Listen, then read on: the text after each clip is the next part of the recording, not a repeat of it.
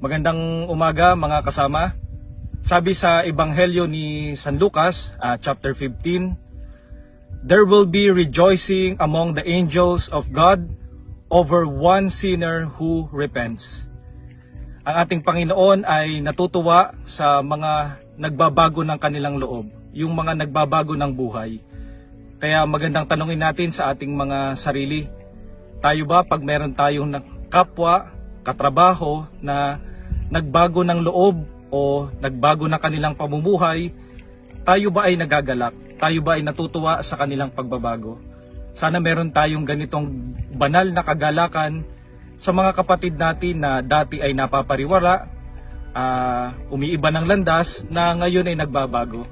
Sapagkat sabi nga sa Ebanghelyo ni San Lucas, lubos ang kagalakan ng Panginoon sa mga nagbabago ng kanilang buhay. At tayo po ay manalangin.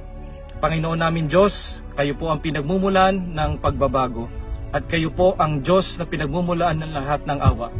Bigyan niyo po kami ng banal na kagalakan, lalo tigit sa mga kapatid namin na nagbabago ng kanilang buhay. Amen.